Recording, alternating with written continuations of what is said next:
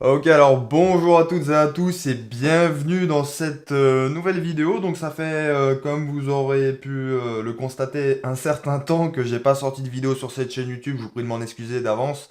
Euh, Sachez quoi qu'il en soit que je vais être de retour de temps en temps pour vous fournir quelques vidéos euh, à nouveau. Donc aujourd'hui, je vais vous présenter un outil qui s'appelle Google Finance. Donc déjà, quel est le motif, quel est l'objet de cette vidéo?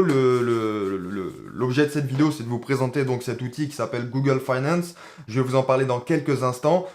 C'est un outil qui vous permet de suivre tout simplement très facilement les positions que vous avez en portefeuille. Donc euh, on va prendre un cas concret pour que vous puissiez bien comprendre tout l'intérêt de Google Finance, d'autant plus qu'à fortiori, c'est un outil qui est complètement gratuit, très facile d'accès et qu'on peut aussi utiliser sur son téléphone portable, son smartphone, enfin bon, bref. Je vous montrerai ça également sur sur le téléphone portable. Donc, on va prendre un cas concret. Partons du principe que vous ayez un compte ouvert un PEA par exemple auprès de Bourse Direct. Bon, ma connexion internet est un petit peu lente, mais c'est pas, c'est l'idée. L'idée c'est que on va partir du principe que vous disposiez d'un compte, d'un PEA par exemple chez Bourse Direct, d'un compte titre ordinaire auprès de Giro, d'un deuxième compte titre ordinaire par exemple, je ne sais pas, chez Boursorama, peu importe. Enfin bref. Et le problème, c'est que dans cette configuration-là, vous allez être dans une situation où vous allez être en difficulté pour pouvoir mener un suivi correct de vos titres en portefeuille.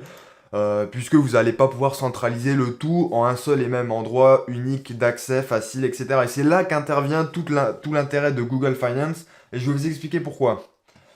Avec Google Finance, je vais tout simplement vous montrer à quoi ça ressemble déjà pour tout d'abord. Vous allez pouvoir suivre au quotidien, si vous le souhaitez, mais enfin bon, peu importe, au quotidien ou non, vous allez pouvoir suivre un ensemble de titres que vous détenez ou non en portefeuille d'ailleurs, et vous allez pouvoir créer des listes en fonction de votre profil investisseur, de votre stratégie, etc.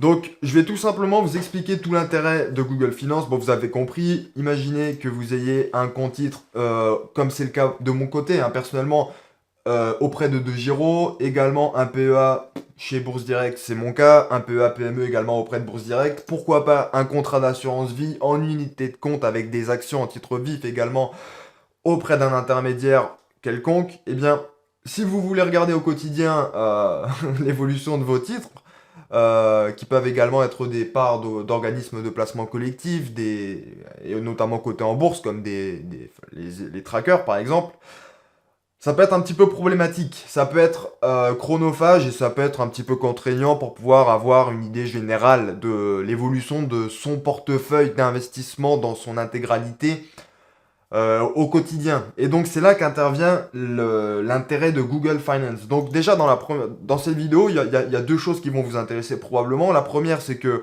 je vais vous présenter. Là, il y a trois choses. La première, c'est que cet outil que je vais vous présenter est facile d'utilisation et complètement gratuit. La deuxième chose, c'est que vous allez savoir, parce que je vais vous montrer concrètement comment moi je l'utilise. Donc je vais aussi vous montrer ce que j'ai en portefeuille. Et la troisième chose, c'est que je vais aussi vous montrer comment ça fonctionne sur le smartphone. Donc je vais vous montrer tout ce qu'on peut faire avec Google Finance. Et je le rappelle, c'est un outil gratuit. Je vais également vous montrer d'autres éléments additionnels qui sont très intéressants, très utiles, puisqu'en ce moment, on est dans la saison des résultats. Vous savez, en ce moment, c'est un petit peu la saison des résultats third quarter, donc les publications trimestrielles de bénéfices de nombreuses sociétés cotées en bourse. Donc, on peut aussi associer Google Finance avec Google Calendar, mais ça, je vous le montrerai juste après. Alors, ça peut différer un petit peu. Si vous utilisez par exemple un iPhone, vous pouvez utiliser Google Finance sur votre iPhone. Évidemment, c'est avec iCalendar dans ce cas-là que Google Finance fonctionnera. Si vous utilisez évidemment votre PC. Donc, ce que je vais faire, c'est que je vais tout simplement vous expliquer concrètement. On va aller dans le vif du sujet dès maintenant. Maintenant que vous avez compris pourquoi, à quoi sert Google Finance. Donc, on va partir d'un exemple très simple. Quelque chose que moi-même j'ai fait pendant très longtemps. Il y a des titres qui m'intéressent en portefeuille. Un exemple concret, je m'intéresse à l'action L'Oréal. Donc, Euronext Paris, L'Oréal, je regarde le cours de bourse, très bien, ok, 394,95 €. Or, le problème, c'est que je m'intéresse à de très nombreuses entreprises. Moi, LVMH également. Je peux m'intéresser également, j'en sais rien, à Airbus. Je peux m'intéresser, je peux faire ça, je peux regarder les cours de bourse au quotidien, indéfiniment comme ça. Si je m'intéresse à de très nombreuses sociétés, alors je peux tout de suite avoir l'information. Mais moi, ce qui m'intéresse, et c'est là que Google Finance est vraiment très intéressant, puisque a fortiori c'est gratuit, c'est que je peux obtenir toutes ces informations. Typiquement, ce que je suis en train de faire là depuis quelques instants, là, regarder les cours de bourse de très nombreuses sociétés, euh, ça, je peux le faire avec Google Finance en quelques instants et avoir directement un récapitulatif. Donc, je vais tout de suite vous montrer comment ça marche. Alors d'abord, comment on se rend sur Google Finance? Alors bon, je vous mettrai le lien dans la description de cette vidéo, mais tout simplement, vous tapez Google Finance sur votre moteur de recherche préféré, dont on va taire le nom si vous vous intéressez à Google Finance. Sinon, le lien c'est finance.google.com, donc finance.google.com ou .fr. Je vous prie de m'excuser de la lenteur de ma connexion internet. Et donc, vous arrivez sur... alors, connecté bien sûr à votre compte Google, vous arrivez donc sur cette interface. Alors, ensuite, cette interface, elle va évoluer. Elle est scindée en différentes parties. Donc, en fonction... donc, c'est vraiment dédié... c'est vraiment pour faire un suivi de portefeuille de marché, hein, sur les marchés de capitaux, les marchés actions en particulier. Donc là, je suis sur l'ordinateur, vous voyez, donc en fonction des principales zones géographiques du monde, on va prendre la triade États-Unis, Europe, Asie, vous avez les principaux indices boursiers qui concernent ces zones géographiques. Donc en quelques clics, vous avez déjà les informations principales. Si vous vous intéressez à un ETF, admettons Eurostock 50, bon ben vous avez rapidement l'évolution. Vous pouvez comme ça rapidement avoir une idée globale et vous positionner éventuellement. Mais au-delà de tout ça, là où c'est beaucoup plus intéressant, c'est que en fonction de ce que vous voulez suivre comme titre en portefeuille, vous allez créer des listes. Vous allez pouvoir en tout cas créer, alors rechercher des fonds négociés en bourse, des ETF, des actions, etc. Mais vous allez pouvoir créer des listes. Donc l'utilité, c'est quoi? C'est de créer des listes pour pouvoir tout simplement suivre évidemment l'évolution de tous les titres qu'on a en portefeuille. Et aussi, pourquoi pas, de créer des watchlists, c'est-à-dire des valeurs qu'on aimerait suivre pour pouvoir éventuellement se positionner ultérieurement dessus. Donc typiquement, moi je vous montre comment je l'utilise au quotidien. Alors au quotidien, c'est peut-être un bien grand mot, mais en tout cas très régulièrement, comment j'utilise Google Finance. Euh, j'ai une liste. Alors sachez que par défaut, vous avez une liste qui s'intitule Ma liste. Euh, Par défaut. Donc dès que vous allez ajouter une liste à votre portefeuille, elle va s'intégrer sur cette liste. Alors bon, comme vous pouvez le constater, je suis un boulimique de la bourse puisque par défaut, j'ai accumulé un très grand nombre de titres au départ quand j'ai utilisé Google Finance, de titres à suivre éventuellement. Donc, évidemment, vous n'êtes pas obligé d'en avoir autant. Et évidemment, pour pouvoir suivre beaucoup plus simplement vos investissements, vous allez pouvoir créer différents titres, différentes listes. Et vous pouvez en créer plusieurs, hein, il n'y a pas de limitation. Donc, par exemple, vous avez un compte titre ordinaire. Alors moi, j'en ai qu'un seul. Si j'en avais plusieurs, j'aurais évidemment créé d'autres listes. J'ai des actions dans mon compte titre ordinaire. Donc plutôt que de tous les jours, si je veux suivre évidemment au quotidien l'évolution de mon portefeuille, tous les jours me connecter à mon compte de Giro ou alors regarder l'évolution de chacun des cours de bourse indépendamment, eh bien il me suffit d'aller directement donc excusez-moi, voilà, dans ma liste Google Finance. J'arrive ici, j'arrive donc à l'accueil, je vais dans mes listes. Donc, pour créer une liste, hein, vous cliquez sur plus, hein, je ne vais pas non plus vous montrer comment. Voilà, il ne faut pas inventer l'eau chaude. Il n'y a rien de péjoratif, et c'est pas de manière présomptueuse que je vous le dis, mais c'est très simple d'utilisation, vous allez vite vous en rendre compte. Donc là, d'un coup d'œil, je peux suivre ce que j'ai en compte titre ordinaire.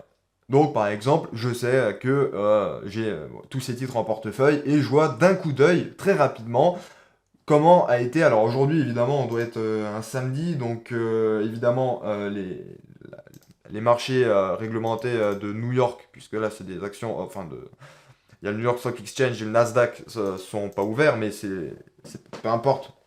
Là, je vois tout de suite l'évolution, les derniers cours de clôture et du coup l'évolution de mon portefeuille dernièrement. Donc, vous pouvez faire ça, vous pouvez faire plusieurs listes. Donc là d'ailleurs, pour ceux qui s'y intéressent et qui me demandent depuis maintenant des mois, voire peut-être des années, ce que j'ai en portefeuille, et je ferai sûrement des vidéos plus tard aussi sur la composition de mon portefeuille et pourquoi j'ai tel ou tel titre en portefeuille, sachez que ça c'est ce que j'ai en portefeuille. Une des limites en revanche de Google Finance, comme vous le voyez, vous pouvez ajouter des titres à votre portefeuille. Là par exemple, si demain j'achète l'action Moody's, donc, si je m'intéresse à l'action Moody's, je peux l'ajouter à mon portefeuille. Là, je l'ajoute bien sûr à titre pédagogique. Je ne l'ai pas en portefeuille, elle est dans ma watchlist, mais peu importe. Vous voyez tout de suite que vous pouvez très simplement voir comment voilà, faire évoluer votre portefeuille en temps réel et puis en fonction de vos arbitrages. C'est quand même très simple d'utilisation. Euh, bon, je vais faire croire puisque c'est pas dans mon portefeuille. La limite vous le voyez tout de suite, c'est que vous pouvez pas associer de quantité de titres en portefeuille. Par exemple, dans la réalité, j'ai une action Alphabet, alors que j'ai 5 actions Apple et 3 actions Microsoft. Mais je ferai des vidéos plus tard pour vous montrer exactement ce que j'ai en portefeuille et pourquoi. Et le grand avantage, comme vous le constatez, et là c'est indubitable, c'est que en créant plusieurs listes comme ça, vous voyez tout de suite ce que vous avez en portefeuille d'un seul coup d'œil. Plutôt que de vous connecter à votre compte Bourse Direct, puis à votre compte de Giro, si vous avez un compte titre ordinaire auprès de Giro, euh, si vous avez un PEA, PME auprès de Boursorama et encore un contrat d'assurance vie ailleurs, vous comprenez tout de suite l'intérêt d'utiliser Google Finance. Donc là, au passage, j'en profite pour le dire, vous voyez ce que j'ai en portefeuille, donc vous savez aussi dans quoi j'investis. Ça vous donne une première idée de mon allocation d'actifs. Je ferai des vidéos plus tard pour vous expliquer pourquoi j'ai cette allocation d'actifs en portefeuille. Donc là, ça c'est mon PEA et mon PEA PME, puisque j'ai que Interparfait en PEA PME actuellement. Mais peu importe. Ce que vous pouvez constater en utilisant, donc en créant des listes, donc pour créer des listes, c'est très simple, hein, je vous ai montré, donc vous cliquez sur le plus ici, sur le PC, ou vous allez tout simplement sur Nouvelle liste, vous créez une liste d'exemples, hein, mais peu importe, je peux mettre un exemple, exemple portefeuille, je sais pas, USA, c'est un exemple, vraiment à titre illustratif. On va partir du principe que vous avez des actions, vous avez ouvert un compte titre ordinaire et vous avez commencé à acheter des actions. Vous avez, je sais pas, allez, on va dire des actions Coca-Cola. Alors, vous pouvez taper Coca-Cola par exemple, ou directement taper, j'en sais rien, je vais dire une bêtise, hein, mais vous tapez directement le code ISIN, ou vous tapez directement le ticker, donc en fonction de la place de marché. Pour le New York Stock Exchange, par exemple, le ticker de Pfizer, c'est tout simplement PFE. C'est un exemple, comme un autre. Mais de toute manière, il vous suffit tout simplement de taper, peu importe le nom, on va prendre un autre exemple, je sais pas, on va dire par exemple Facebook. Bien que l'entreprise maintenant s'appelle Meta, mais peu importe, l'exemple n'est pas très bon, on va dire. Bon, vous tapez par exemple Apple, voilà, vous allez tout de suite trouver le bon titre. Donc peu importe. Donc vous voyez, c'est très simple de créer une liste. Mais au-delà de tout ça, ce qui est encore plus intéressant dans le fait d'utiliser Google Finance, c'est que je vous ai montré premièrement que vous pouvez avoir une liste euh, très très longue, avec énormément de titres en portefeuille. Après, on reviendra un petit peu sur le calendrier des bénéfices, dont je vous donnerai quelques indications. Vous pouvez créer des listes très spécifiques en fonction de vos investissements, qui peuvent être segmentés. Moi, je les ai segmentés de la manière suivante, hein. J'ai un compte titre. Donc, autrement dit, là, c'est mon exposition sur le marché américain, pour faire simple. Et là, c'est mon exposition sur le marché, la zone européenne, hein, essentiellement la France, mais aussi les Pays-Bas avec ASML, mais la zone euro. Euh, Vous pouvez créer des watchlists, par exemple, je sais pas, vous avez peut-être pas encore les liquidités suffisantes pour vous payer l'action Tesla, mais c'est une action qui vous intéresse, alors vous pouvez créer des watchlists. Donc moi c'est un petit peu le bazar dans la mienne, mais peu importe, l'idée est là, et vous pouvez créer des watchlists, par exemple, très spécifiques si vous vous intéressez à des titres que vous voulez positionner directement, par exemple, au sein d'un PEA-PME. Euh, donc voilà un petit peu pour l'idée. Maintenant, quelque chose d'intéressant à bien comprendre, c'est que lorsque vous avez créé vos listes, donc on va aller sur mon PEA, typiquement. Vous avez, vous avez, vous avez donc sur la droite le calendrier des bénéfices. Alors bon, là c'est un petit peu tard pour la troisième, le troisième trimestre. Il y a beaucoup de bénéfices qui ont déjà été publiés, mais toujours est-il que ici, c'est là que vous pourrez retrouver les dates et les horaires des calendriers des bénéfices. Donc si vous êtes actionnaire d'une entreprise en particulier, vous pourrez rejoindre les conférences, autrement dit à distance en raison de la pandémie, mais rejoindre les discussions en assemblée générale d'actionnaires, ou les conférences, tout simplement, s'il ne s'agit pas de conférences, tout simplement de communiqués de presse et d'annonces de résultats. Quelque chose d'intéressant à noter également, vous avez des petits logos qui sont... Alors on va plutôt aller directement sur ma liste, voilà, c'est vraiment là la base, là où vous allez... Dès que vous ajoutez quelque chose, ça va aller dans votre liste, donc on va aller ici, comme ça on va retrouver un petit peu tout ce que je peux vous expliquer. Euh, de temps en temps, sur certains titres, vous avez un score, on verra peut-être plus tard pour une autre vidéo, un score environnemental, donc ça c'est attribué en fonction des sociétés, etc. Mais ce que vous avez également, bon, allez sur PEA, PEA, puisque de toute façon j'avais l'exemple ici, vous avez également des flèches qui montent soit vers le haut, des petits sigles comme ça qui vous indiquent quels sont les titres qui ont le plus augmenté ou le plus baissé également au cours des dernières clôtures. Ça, c'est en fonction évidemment de ce que vous détenez en portefeuille et des séances de marché. Air liquide, ce symbole signifie qu'il y a eu des gros volumes d'échanges, etc. Bref, vous avez toujours des indications supplémentaires dans vos listes. Donc ça, ce sont les principales, hein, hausse au volume d'échange, baisse et les scores environnementaux. C'est de plus en plus important, en fait, les scores environnementaux, en tout cas, avec l'avènement de tout ce qui est ESG et investissement ISR et socialement responsable, ça, c'est vraiment une tendance, je pense, de long terme. Donc c'est intéressant aussi de savoir quand on investit dans des entreprises qui ont un bon impact environnemental, bien que ça soit pas seulement environnemental, hein, il y a dans les scores CDP, mais ça, c'est pas le sujet de la vidéo, peu importe. Euh, Ensuite, partons du principe que vous ayez, pardon, énormément de titres en portefeuille. Allez, on va dire que vous ayez ma liste en portefeuille. Ça peut être très complexe de réaliser un suivi.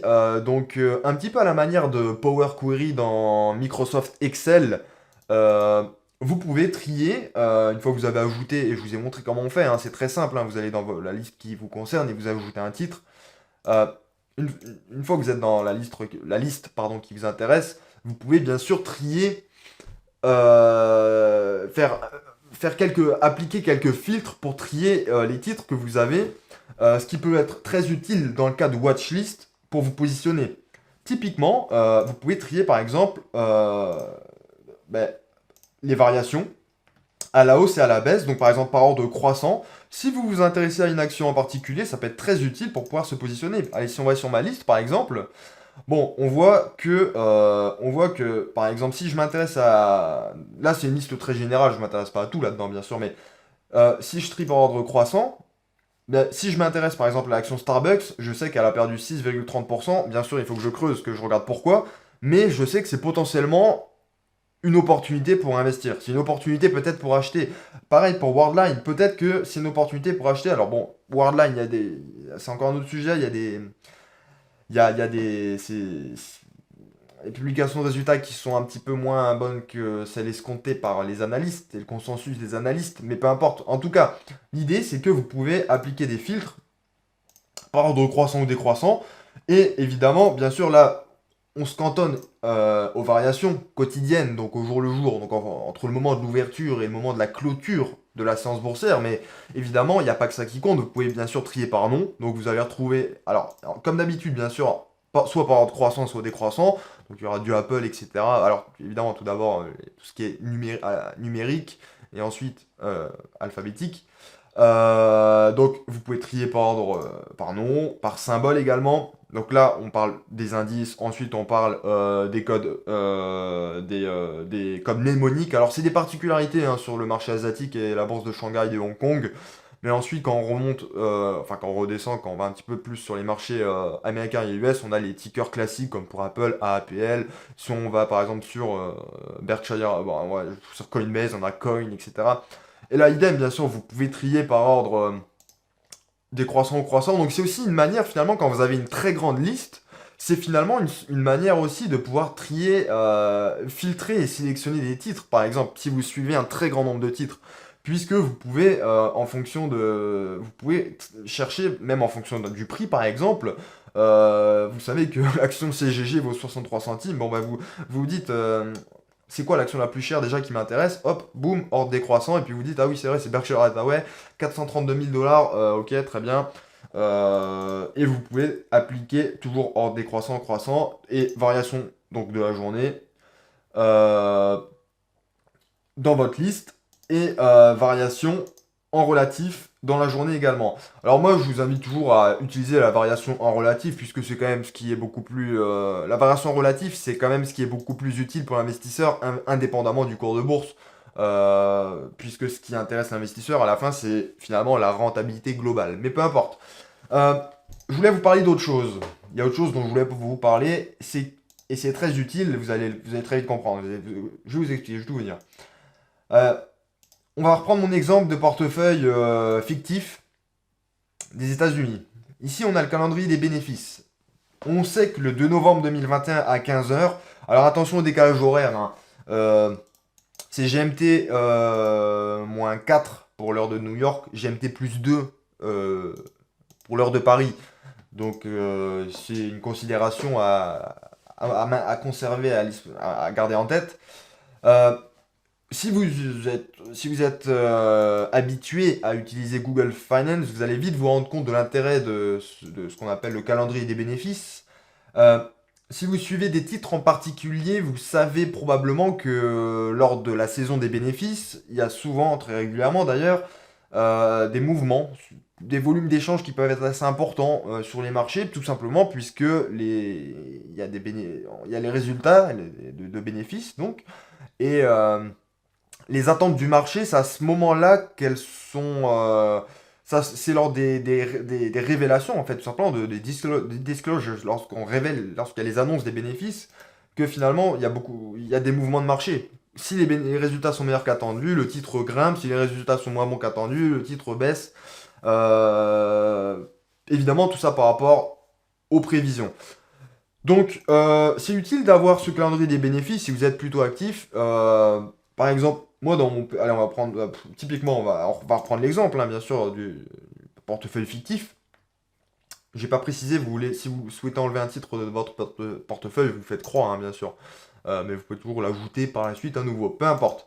Si vous vous intéressez à l'action de Pfizer, par exemple, parce que, bon, vous vous dites, très bien, admettons, il y a une recrudescence des cas de Covid un peu partout au monde. Euh, Vous vous dites que c'est une action intéressante à suivre, et donc vous l'avez acheté en portefeuille, vous l'avez donc en portefeuille, donc vous avez créé une liste. Et donc, vous savez que le 2 novembre, il y aura les résultats du troisième trimestre pour Pfizer, résultats concernant les publications pardon, de résultats pour les bénéfices du troisième trimestre. Eh bien, vous cliquez sur plus. Et donc là, vous pourrez directement intégrer à votre agenda. Alors là, là évidemment, c'est si vous utilisez Google Agenda, vous intégrez directement à votre agenda un rappel. Enfin, c'est pas un rappel, c'est un événement. Un événement, tout simplement. Et donc, vous savez que le 2 novembre à 15 heures, vous intégrez surtout le fuseau horaire, donc ne vous trompez pas, je le précise, hein, vous mettez GMT. Alors moi, du coup, c'est vrai que maintenant je suis habitué, je mets GMT plus 4 parce que c'est l'heure de l'Est américain. Vous mettez le bon fuseau horaire. Ici, vous avez votre lien. Et vous savez que du coup, lorsque vous allez enregistrer ça, donc je vais vous montrer hein, à titre illustratif, vous savez qu'on a dit quoi? On a dit le 2 novembre. Le 2 novembre, bim bam boum, Pfizer, vous savez qu'à 20 heures, en raison du décalage horaire, a priori, si je me suis pas trompé dans le décalage horaire, vous savez que vous aurez juste à cliquer sur le lien ici pour assister à la conférence, à la conf call tout simplement de Pfizer. Et c'est à ce moment-là que les résultats vont être... vous savez, ce que vous allez lire dans la presse après, ce que vous allez pouvoir voir dans les actualités, dans les échos, sur Zone Bourse et ailleurs. Ben finalement, en fait, c'est à partir de là, c'est à ce moment-là que vous allez avoir les informations qui vont être communiquées concernant les bénéfices, en l'occurrence du troisième trimestre de Pfizer. Donc, bon, moi, je n'ai pas ce titre en portefeuille, je m'intéresse pas tant au secteur pharmaceutique, aussi pour des raisons éthiques, mais peu importe, c'est pas le sujet de la vidéo, mais il vous suffira tout simplement voilà, de vous enregistrer et de vous connecter, évidemment, vous connecter au moment opportun, ça sert à rien de vous connecter maintenant, vous pourrez attendre encore un bon moment, puisque c'est que dans 2-3 jours, 30-31, c'est seulement dans 3 jours, le mardi 2 novembre, à partir du moment où je tourne cette vidéo. Donc, bon, moi je vais supprimer cet événement puisqu'il me sert plus à rien et que j'ai pas ce titre en portefeuille. Mais sachez que si vous utilisez Google Calendar, ce que je fais au quotidien, c'est très utile d'utiliser également le calendrier des bénéfices qui s'affiche pour suivre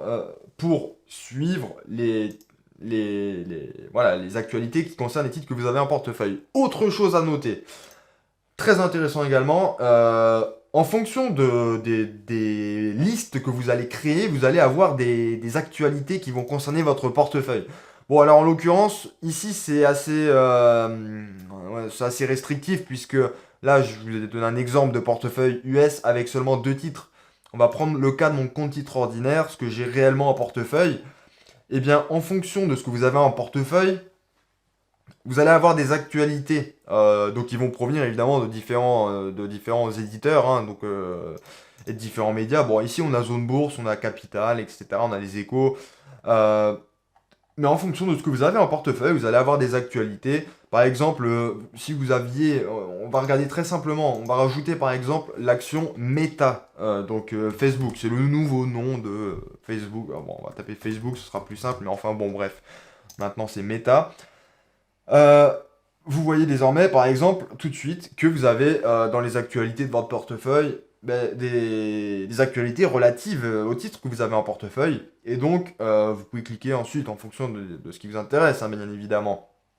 Si vous accordez plus de crédibilité aux informations qui sont communiquées par BFM TV que par 20 minutes, vous cliquerez par exemple sur BFM TV, bien sûr, c'est en fonction de ce qui vous intéresse. Je vous invite toujours à croiser les informations et à avoir un regard critique, bien sûr, sur tout ce que vous pouvez dire sur Internet, hein. Mais peu importe, l'idée est là, c'est que au-delà de pouvoir simplement vous permettre de suivre en un coup d'œil tout de suite l'évolution de votre portefeuille sur votre PEA, votre compte titre dans la journée, afin de pouvoir suivre très rapidement vos titres, ben, Google Finance vous permet aussi d'intégrer donc dans votre calendrier si vous voulez vous organiser un petit peu et suivre voilà, les publications de résultats. Google Finance vous permet d'ajouter directement dans Google Calendar, donc l'agenda Google, les événements relatifs aux publications de résultats. Également, ça vous permet, alors là, bon, la liste est un petit peu longue, je ne vais pas descendre jusqu'en bas, ce sera un petit peu long, mais en fonction de ce que vous avez en portefeuille, vous avez aussi des actualités qui sont relativement intéressantes, parfois pour comprendre pourquoi certains titres se portent moins bien que d'autres. Par exemple, Apple, mais évidemment, en raison de la pénurie de semi-conducteurs, bon, Apple a été un petit peu impacté récemment. Ça fait baisser un petit peu le potentiel enfin, un manque à gagner en raison de la pénurie de semi-conducteurs. Bon, moi j'en profite puisque j'ai du ASML en portefeuille, ce qui est le leader mondial de la fabrication de machines pour industrie et semi-conducteurs. Mais enfin bref, ça c'est encore un autre sujet. Et là aussi, vous pouvez avoir des actualités, évidemment, en fonction de ce que vous avez en portefeuille. Donc là, vous pouvez créer des listes comme ça, et ça peut être très utile parce que ça peut vous faire gagner un temps considérable, et vous avez tout de suite l'essentiel. C'est-à-dire que vous avez les variations, la hausse, la baisse, les informations sur les bénéfices que vous intégrez directement dans votre agenda. Vous avez ensuite les actualités. Donc en gros, là, je vous ai dressé le tableau globalement de Google Finance. Évidemment, si vous retournez juste sur le site google.com/finance, je vous mettrai le lien dans la description de la vidéo. Vous avez évidemment aussi, d'un point de vue beaucoup plus macroéconomique, les informations concernant les grands indices boursiers, par exemple le Standard & Poor's 500, le S&P 500. Et donc là, ça fonctionne un peu sur le même principe, bien sûr. Euh, Vous avez toutes les actualités, vous pouvez suivre, bien sûr, les indices boursiers dans leur ensemble. Toujours un petit récapitulatif sur les informations clés, enfin bon, bah, ça, peu importe. J'ai pas non plus rentrer trop dans les détails. Et autre chose de très utile avec Google Finance, et c'est là où je voulais en venir, c'est que vous pouvez faire des comparaisons. Alors, je ne l'ai pas précisé, mais vous pouvez intégrer aussi des indices dans vos listes. Je vais ouvrir un nouvel onglet. On va aller dans, par exemple, exemple portefeuille USA. Vous pouvez très bien vous dire, tiens, j'aimerais bien aussi intégrer l'indice S&P 500 dans ma liste. S&P 500 index.inx, c'est quand c'est les indices boursiers. Et là, vous pouvez aussi intégrer des indices boursiers. Alors, lorsque vous avez plusieurs, donc lorsque vous allez, alors, je vais essayer de pas mélanger tous mes propos. Donc, euh, on va retourner là et ensuite je vais retourner sur ma liste pour vous expliquer comment on va comparer des titres entre eux. Oui, également, c'est aussi un autre avantage de Google Finance. Ici, vous avez, du coup, lorsque vous allez vraiment sur Google Finance, vous allez sélectionner une zone géographique. Il y a aussi les crypto-monnaies, mais ça, bon, on va pas entrer plus encore dans le détail. Pour l'essentiel, vous allez vous intéresser à un indice, par exemple le S&P 500, et vous voulez savoir qu'est-ce qui est le plus intéressant, par exemple, j'en sais rien, disons entre le S&P 500 et le Nasdaq Composite, ou entre le Nasdaq Composite et le Nasdaq 100. Donc, c'est aussi un autre atout de Google Finance, c'est que ça vous permet d'avoir une actualité rapide sur les marchés, d'avoir d'un coup d'œil une vision une vision macroéconomique sur l'évolution des grands indices boursiers mondiaux. Ça vous permet d'avoir une vision un petit peu plus, je dirais microéconomique ou mésoéconomique, mais les termes ne sont pas forcément adaptés, mais vous comprenez l'idée sur des titres très spécifiques que vous avez en portefeuille, mais ça peut être aussi des ETF, hein, finalement des indices. Et ça vous permet de comparer des indices entre eux, des actions entre eux. Ça vous permet de comparer des actions à des indices. Par exemple, ici, vous pouvez comparer sur 5 ans, sur un an, year to date, donc depuis le début de l'année, l'évolution du Nasdaq Composite et du Nasdaq 100, etc. Je vous invite à être précautionneux lorsque vous allez sur Max, puisque évidemment, il y a des indices qui ont émergé après d'autres. Donc évidemment, ici, vous voyez, pour le Nasdaq 100, là, c'est une petite incursion que je me permets, hein, bien sûr. Mais gardez-le en tête. Ça peut arriver des fois que des indices boursiers existent depuis tellement longtemps par rapport à d'autres qu'évidemment, au long terme, ils surperforment largement le second. Attention à cela, bien sûr, puisque ici, on voit très bien que le Nasdaq 100 a été coté à partir seulement voilà, du milieu des années 90. Donc, contrairement au Nasdaq Composite qui, lui, date du début des années 80. Donc, de toute manière, il est inutile le monde évolue tellement vite, surtout dans le secteur technologique, puisqu'on parle du Nasdaq, il est inutile d'utiliser des horizons de placement, enfin, de comparer sur des horizons temporels extrêmement lointains. 5 ans, c'est déjà largement suffisant pour se donner une idée générale et un trending global. Euh, mais toujours est-il que vous pouvez faire ça donc, pour des indices. Donc là, on est par exemple dans la comparaison d'indices, mais vous pouvez ajouter également, par exemple, je ne sais pas, vous pouvez ajouter également l'action Google euh, pour savoir si globalement sur les 5 dernières années, ça a été plus intéressant d'acheter un ETF Nasdaq Composite ou un ETF Nasdaq 100 ou alors l'action Google directement. Parce que je le rappelle quand même en bourse, et c'est quelque chose que personne n'aborde, c'est quelque chose qui est sous-estimé beaucoup trop de fois. Parfois on me demande pourquoi j'ai peu de titres en PEA. Je vous ai montré tout à l'heure, en PEA, j'ai pas beaucoup de titres en PEA. Mais le seul intérêt pour moi à avoir un titre en PEA, eh bien, c'est d'escompter, d'anticiper une performance plus importante qu'un indice boursier, par exemple, comme le Nasdaq 100, puisque si j'achète un ETF Nasdaq 100, je sais que je réduis mon risque spécifique à presque zéro, pour faire simple. Je suis très diversifié. Euh, donc je sais que j'ai pas grand risque à positionner des liquidités sur un ETF Nasdaq 100. Donc évidemment, si j'achète par exemple du Hermès ou du Dassault Systèmes dans mon PEA, c'est évidemment dans le but de faire au moins mieux que le Nasdaq 100. Parce qu'il n'y a aucun intérêt à prendre le risque de s'exposer à une seule entreprise en particulier si c'est pour avoir une performance au long terme qu'on anticipe inférieure à celle d'un marché entier dans son ensemble. Parce que, évidemment, le but, c'est d'optimiser son couple risque-rendement. Et évidemment, pour diminuer son risque, et là ça englobe aussi le risque de perte en capital, etc. Bon, il y a aussi le risque de change, hein, bien sûr, là, avec le Nasdaq 100, mais peu importe. Une des solutions pour diminuer son risque de perte en capital, notamment au long terme, c'est diversifier. Donc, évidemment, j'ai tendance à le dire trop peu souvent, et trop peu de gens ont tendance à insister là-dessus, mais lorsque vous achetez des titres en portefeuille, si vous pensez que vous allez faire moins bien que le marché, achetez directement un marché. Achetez directement un ETF Nasdaq 100, S&P 500 ou un ETF World. Ne vous embêtez pas à acheter des actions Renault, par exemple, en masse, si vous pouvez acheter, si bien sûr, votre stratégie consiste à avoir de la croissance, si vous pensez que vous pouvez faire mieux avec, par exemple, un indice boursier comme le Nasdaq Composite. Parce que dans le premier cas, si Renault fait faillite, bon, vous perdez tout. Dans le deuxième cas, avec Nasdaq Composite, vous avez peut-être, je crois, 250 valeurs en portefeuille. Donc bon, s'il y a une entreprise qui fait faillite, vous n'aurez quasiment aucun impact. Je le précise, c'est quelque chose que j'ai vraiment compris lorsque j'ai perdu des centaines d'euros en ayant investi dans l'affaire Wirecard. Pour ceux qui connaissent, l'ex-star fintech du DAX 30, l'indice boursier phare allemand, c'est tout simplement, hein, la notion de risque systématique et de risque de marché. Lorsque vous achetez un ETF ou un fonds diversifié, vous réduisez votre risque spécifique. Bon, il a toujours exposé au risque de marché puisque c'est le risque qui a été exposé au marché, donc c'est normal. Mais vous diminuez évidemment le risque spécifique, c'est-à-dire le risque de perte lié à une action en particulier. Bon, même si le Nasdaq 100 c'est quand même très orienté secteur technologique. Enfin bref, là je suis en train un petit peu de m'éparpiller, donc je vous prie de m'en excuser. Comme d'habitude, la vidéo va être trop longue, je m'en excuse d'avance. Donc on va avancer un petit peu plus.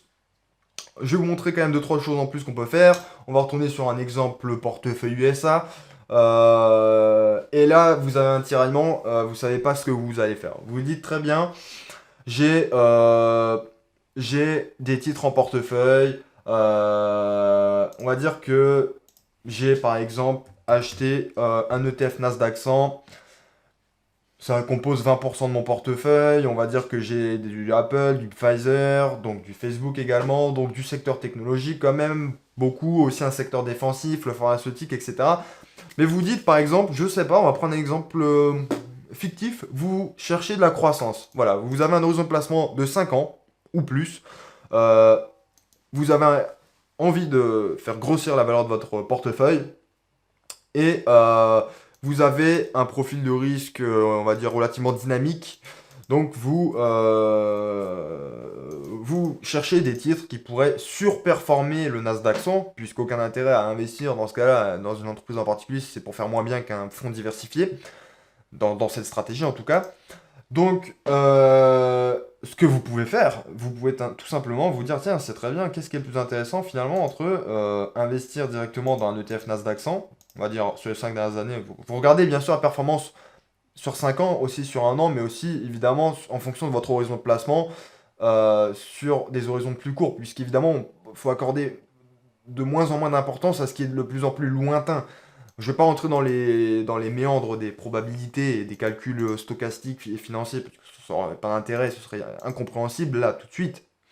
Mais sachez qu'évidemment, il ne faut pas seulement se cantonner à un horizon de 5 ans, mais c'est intéressant pour avoir une idée globale. Donc vous vous dites, très bien, maintenant qu'est-ce que je vais faire? Est-ce que je vais tout simplement chercher de la croissance en achetant directement un ETF Nasdaq 100? Très bien. Je peux faire quand même des performances tout à fait intéressantes. Je peux faire grossir mon portefeuille en 5 ans, probablement de peut-être, on va dire, en rendement annualisé global de allez, 15% par an, à la louche. Là, 15-18% par an peut-être. Donc vous vous dites, ok, très bien, mais je m'intéresse aussi à l'action Microsoft. Donc, vous dites, est-ce que ça pourrait valoir le coup d'acheter une action Microsoft éventuellement? Et là, vous voyez qu'il y a une différence. Par contre, vous pouvez très bien vous dire, dans une stratégie de croissance, est-ce que Coca-Cola serait un bon investissement? Alors attention, bien sûr, dans cette vidéo, aucune recommandation d'achat, ni rien du tout, hein, bien sûr, hein. Là, je suis juste en train de vous expliquer comment on utilise Google Finance et vous donner quelques outils, hein, bien sûr. Et par exemple, dans le cadre d'une stratégie de croissance, vous allez très vite vous dire, tiens, finalement, Microsoft, ça peut être intéressant. C'est quand même, ça tire la croissance du Nasdaq 100 vers le haut, mais c'est bien plus intéressant que le Nasdaq 100 dans une stratégie de croissance, a priori. Bien sûr, tout ça, vous le vérifierez avec les données stratégiques et financières, hein. Là, je vais pas rentrer dans le détail tout de suite, parce que ce serait trop long encore une fois, mais c'est l'idée. Mais là, vous voyez, par exemple, qu'entre Coca-Cola, le Nasdaq 100 ou Microsoft, si vous ciblez de la croissance au long terme, probablement, évidemment, il faudra creuser derrière et voir évidemment les stratégies des entreprises, les programmes de rachat d'actions, etc. Enfin, tout un tas de choses. Mais vous voyez tout de suite que finalement, peut-être qu'il serait intéressant d'acheter des actions Microsoft. Et vous regardez sur un an, vous vous dites, bon, c'est quand même aussi intéressant. Euh, donc ça, c'est un des outils très, très, très bien, je trouve, de Google Finance, c'est que vous pouvez ajouter tout un tas de titres à votre analyse pour savoir si ça peut être, enfin, pour vous aider dans vos... c'est pas la panacée non plus, mais c'est une aide pour décider, pour faire des choix. Et donc ici, vous voyez par exemple, alors encore une fois, le maximum, attention au maximum, puisqu'il y a des titres qui ont été introduits en bourse bien plus tard que d'autres. Je pense par exemple au cas de Amazon, hein, comme on peut le voir. Mais sur par exemple les 5 dernières années, vous pouvez vous dire, tiens, bon, c'est peut-être plus intéressant. Microsoft, ça a surperformé largement le Nasdaq 100, bien que ça soit le premier titre du Nasdaq 100, puisque sa première capitalisation boursière mondiale au moment où je tourne cette vidéo. Donc, acheter dans une stratégie de croissance au long terme des actions Microsoft, ça peut être intéressant. Maintenant, attention, parce que Amazon, vous voyez que c'est plus intéressant aussi, mais attention, bien évidemment, parce que c'est depuis 5 ans de combien ça a grossi globalement, hein, in fine, mais évidemment, sur un an, Amazon, ça n'a pas été si exceptionnel que ça.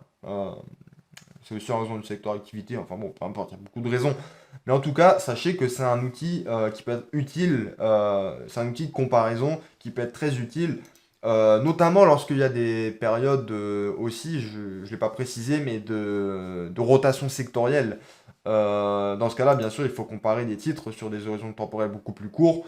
Euh, et par exemple, lorsqu'il y a des périodes récessives qui peuvent arriver, ben, vous avez des valeurs de croissance qui chutent et puis des actions beaucoup plus défensives, secteurs beaucoup plus défensifs, comme le secteur pharmaceutique ou le secteur agroalimentaire, qui vont surperformer des valeurs de croissance. À court terme, bien sûr, à court terme.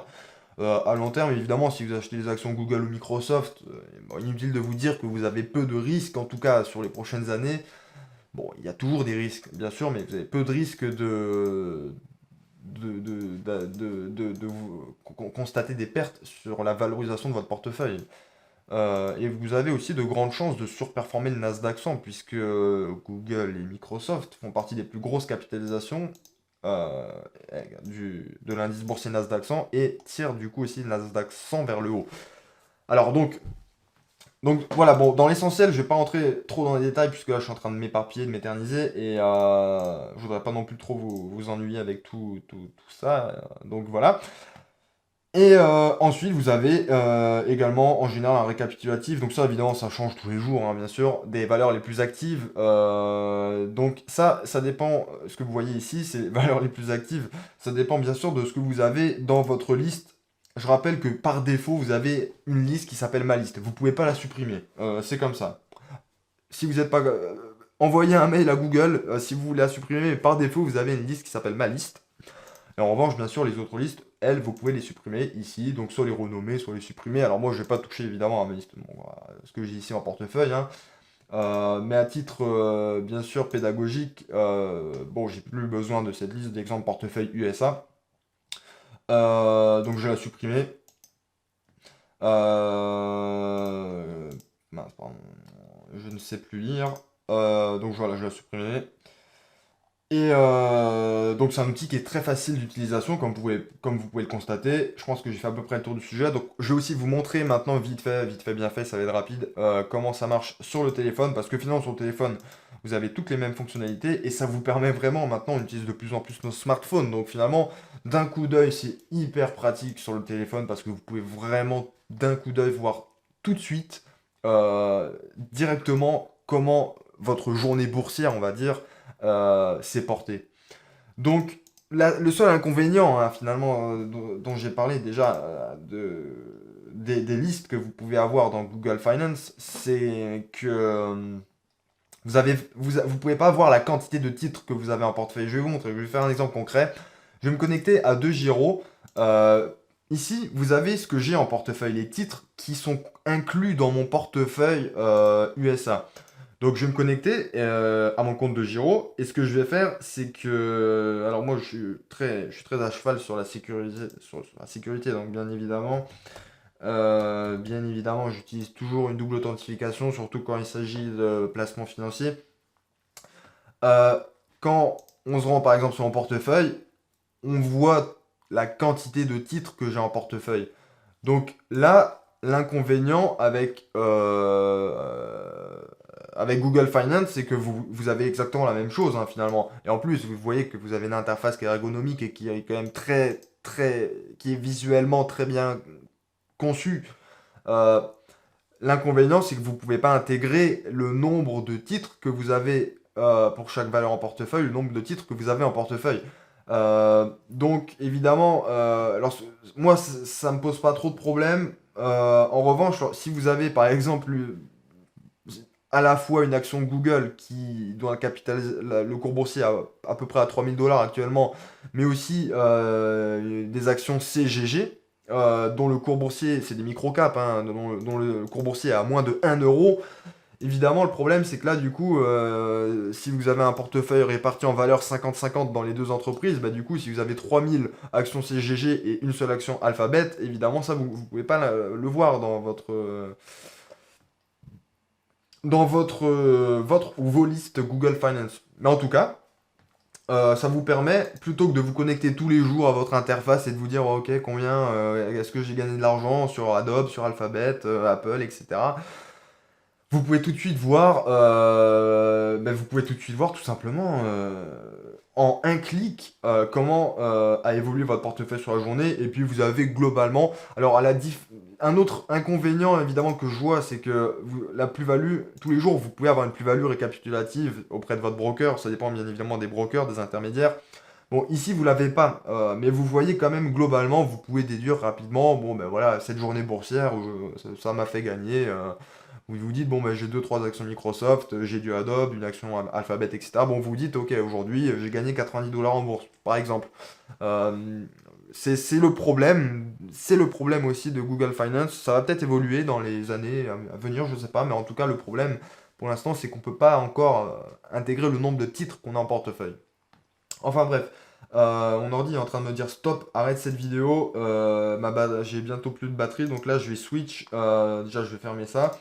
Je pense que vous avez compris comment fonctionne Google Finance.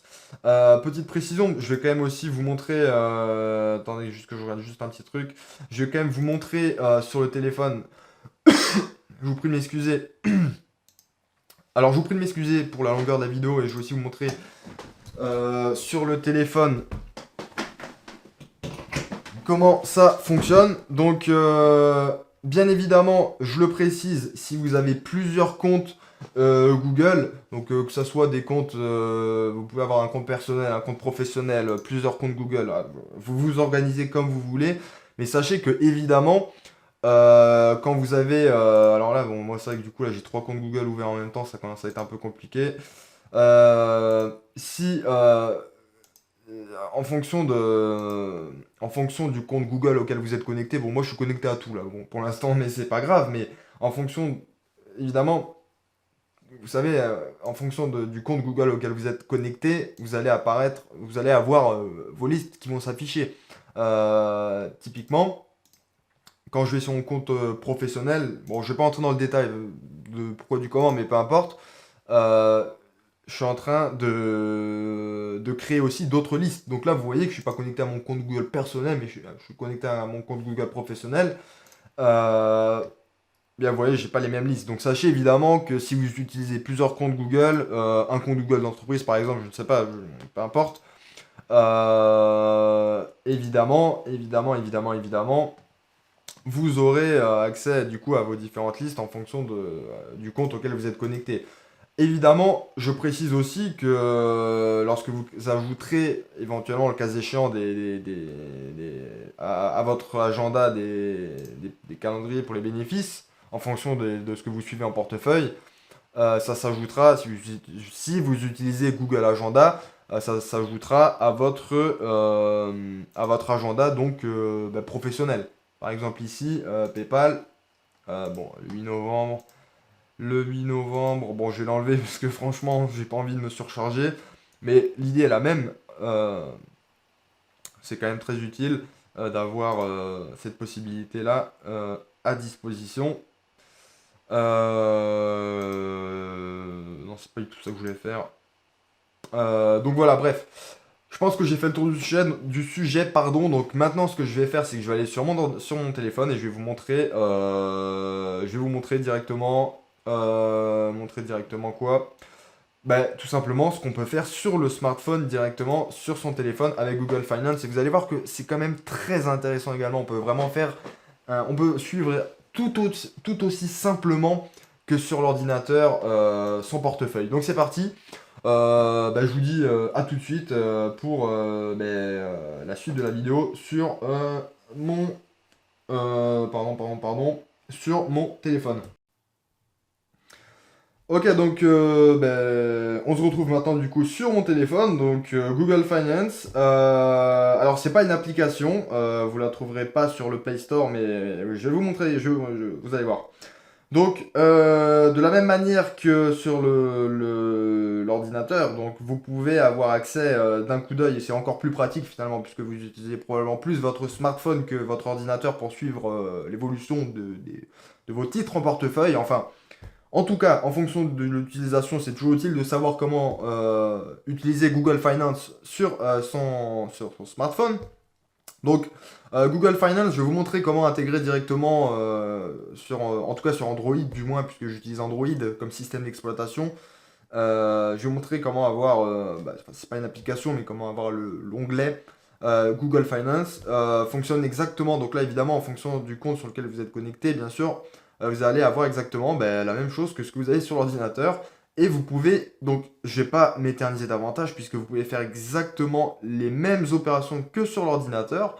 Donc ça fonctionne tout à fait de la même manière globalement. Donc il n'y a rien de compliqué, mais c'est très utile. C'est encore plus utile finalement. J'utilise beaucoup plus sur le téléphone personnellement que sur l'ordinateur finalement. En tout cas quand je suis en déplacement. Bon, si je suis sur ordinateur, en un clic, du coup, c'est tout aussi rapide. Et de la même manière, vous pouvez comparer des titres entre eux. Bref, je vais pas à nouveau rentrer dans le détail.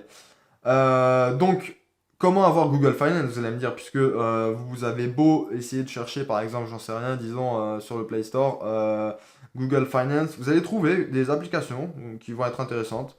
Mais vous n'allez pas trouver Google Finance. Vous allez trouver des applications de Google Limited Liability Company.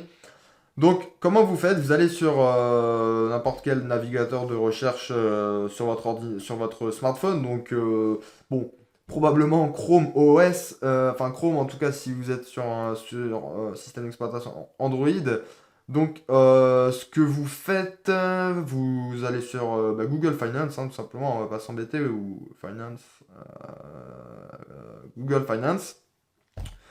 Donc, ce que vous avez à faire dans ce cas, vous allez voir, c'est d'une simplicité enfantine pour avoir cette application, entre guillemets, c'est pas une application, mais en tout cas, pour avoir la même chose qu'une application finalement, vous allez tout simplement, donc vous avez votre lien Google Finance, vous allez sur les trois petits points, et vous faites tout simplement ajouter à l'écran d'accueil. Donc, en l'occurrence, alors je regarde, je cherche en même temps, je suis désolé, comment on fait, comment on fait. euh, je sais même pas si je peux le faire parce que je l'ai déjà fait, donc en tout cas, ce que vous devez faire, en fait, oui, ici il y a marqué ouvrir Google Finance. Ici, ce qui sera affiché, très probablement, au risque de dire une bêtise, mais très probablement, ici il y aura indiqué ajouter à l'écran d'accueil. Bon, je vais juste pour essayer prendre un autre onglet. Voilà, ce que vous faites, c'est que vous faites ajouter à l'écran d'accueil. Donc bon, évidemment, moi, je vais pas ajouter à mon écran d'accueil juste une recherche Google économie mixte. Mais ce que vous faites, vous allez sur Google Finance. Si vous ne l'avez pas déjà sur votre téléphone, vous allez sur Google Finance, le site web, et vous allez sur trois petits points, voilà, classique, hop, boum. Et ici, donc, vous allez avoir ajouté à l'écran d'accueil. Donc, moi, il y a marqué ouvrir Google Finance, évidemment, puisque je l'ai déjà ajouté à mon écran d'accueil. Et ensuite, évidemment, bien l'écran, le raccourci, vous allez pouvoir l'intégrer où vous voulez. Bon, moi, je l'ai intégré ici dans un dossier compte, que je vais intituler comme ça, tel quel, mais peu importe. En tout cas, c'est l'idée. Je vais pas m'éterniser davantage, c'est la énième fois que je le répète dans cette vidéo, donc je m'excuse davantage pour la longueur de celle-ci. J'espère en tout cas qu'elle vous a été utile, que j'ai quand même, finalement, à travers mes diverses élucubrations de l'esprit, pu vous apporter des éléments d'information complémentaires et utiles afférents à l'utilisation de Google Finance, puisque comme vous avez pu le constater, vous pouvez, au-delà d'avoir un suivi d'un coup d'œil de vos titres en portefeuille et de leur évolution au jour le jour, vous pouvez comparer des titres entre eux, comparer des marchés entre eux, comparer des marchés et des actions entre elles. Et vous avez, je ne l'ai pas montré d'ailleurs, tant que j'y pense, vous avez pour des titres donnés, par exemple, vous allez rechercher le titre Apple, par exemple, qui jusqu'il y a quelques jours encore était la première capitalisation boursière mondiale. Si ça veut bien fonctionner, vous cliquez, vous prenez Apple. Et évidemment, il y a une dernière chose que je voudrais vous montrer, c'est que vous avez aussi des informations récapitulatives élémentaires sur le titre en question. Donc, les variations sur la journée, ce qui vous donne globalement une fourchette, hein, ce qui vous donne un peu un indice sur plutôt d'analyse technique, très élémentaire évidemment. Vous avez la capitalisation boursière, le volume, d'échange, le ratio cours sur bénéfice. Donc ça, c'est le fameux PER, le Price to Earnings Ratio. Attention, encore une fois, je ne le dirai jamais assez, à l'utilisation du PER, c'est pas du tout suffisant pour pouvoir investir dans une entreprise. Ça donne pas, ça indique la cherté d'un titre, mais pour des valeurs de croissance, a fortiori, il faut être d'autant plus précautionneux, notamment quand on fait intervenir de l'endettement. Bon, c'est pas le cas d'Apple, en l'occurrence, situation excédentaire de trésorerie.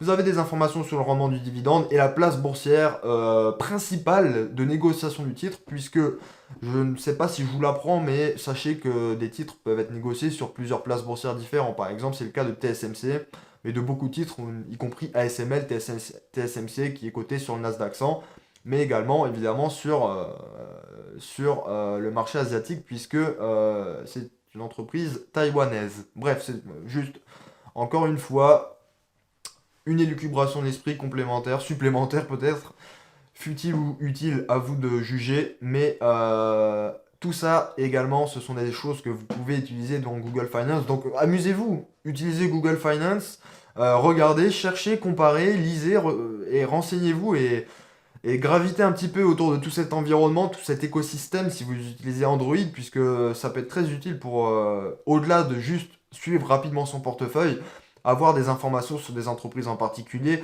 Alors ici, en l'occurrence, on peut avoir les données annuelles, trimestrielles, très élémentaires, vraiment très élémentaires, d'un point de vue financier sur des titres en question.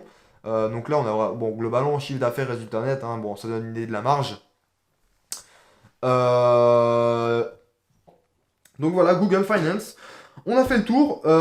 J'espère que ça vous a plu. Donc, c'est possible de l'utiliser sur l'ordinateur, sur le smartphone, aussi sur un iPhone, hein, bien sûr. Hein, ça fonctionne de la même manière. Vous pouvez ajouter à l'écran d'accueil. Alors, je suppose que vous pouvez ajouter à l'écran d'accueil du coup un onglet Google Finance. En tout cas, moi maintenant, plutôt que de me connecter à mon compte bourse direct pour le PEA, pour le PEA PME, 2 gyros pour le compte titre ordinaire, et puis après, si vous avez d'autres comptes, bien sûr, ça devient de plus en plus complexe. Donc, plutôt que de m'embêter, je crée deux trois listes sur Google Finance. Directement, je vais dans mes listes. Et puis, j'ai toutes les informations qui sont agrégées. Voilà, mon compte titre ordinaire, comment il a évolué dans la journée, etc. Enfin bon, je vais pas vous brosser le tableau à nouveau. Je pense que vous avez tout compris et que vous allez de toute manière de vous-même comprendre l'intérêt au fur et à mesure, si vous décidez d'utiliser Google Finance, l'intérêt de cet outil qui est, je le rappelle encore une fois, totalement gratuit et accessible à toutes et à toutes à partir du moment où vous avez un compte Google. Donc c'est tout pour cette vidéo, j'espère qu'elle vous a plu et puis écoutez, je vous dis à très bientôt pour de prochaines vidéos.